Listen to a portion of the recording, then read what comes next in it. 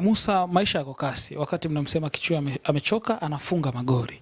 Erasto Nyoni ametangazwa kama mchezaji mpya wa Kagera Sugar ambaye anaenda kuungana na wachezaji kupambana na kuona namna ya kuirejesha Kagera Sugar kwenye ligi kuu. Kwanza ni usajili wa namna gani? Ni usajili ambao unatoa tafsiri kubwa sana.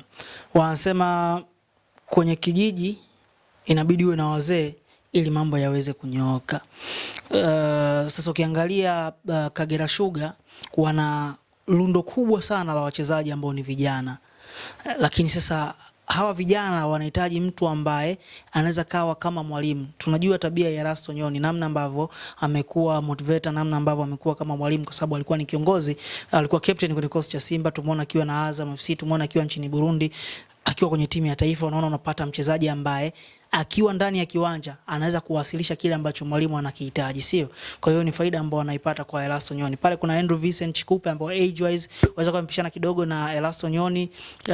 Wana Erasto Nyoni mwenyewe, wana Fred Silvanus Tangalu ambao wamepishana, lakini experience ambao wako nayo inawasaidia. Yes.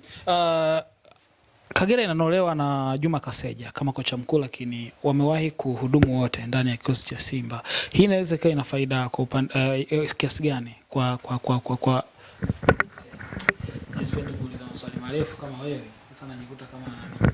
Hii ina faida gani kwa Kagera Sugar? Faida ambayo anaipata Kagera Sugar ni kwamba coach, naamini yeye ndio katoa hilo pendekezo, maana yake tayari hiyo inakuwa ni faida kwa timu ndani ya uwanja, nje ya uwanja.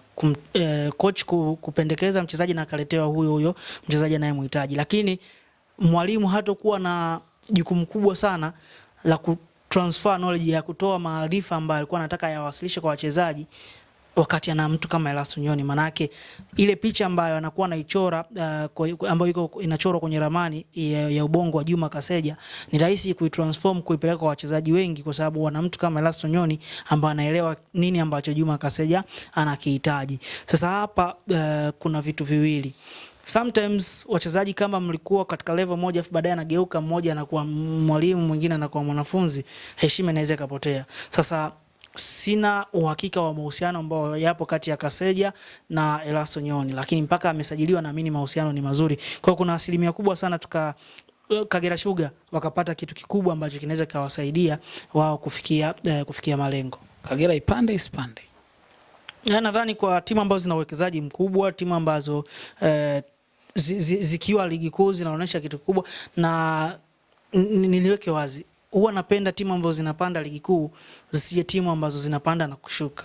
Sio, tunataka timu ambayo inaweza kuja ku maintain status ya kuwa Premier League. Lakini pia ikija tunataka tuone timu ambayo haitakuwa na misukosuko, sio hajakamisha vibali vya wachezaji. Hatutaki kuona hizo taarifa zikiwa ziko spread. Kwa Kagera Sugar wako very smart kwenye swala la usajili, kukamilisha vibali, sio mambo ya kufanya malipo kwa wachezaji. Kwa timu aina ya Kagera Sugar nadhani tunahitaji ligi kuu.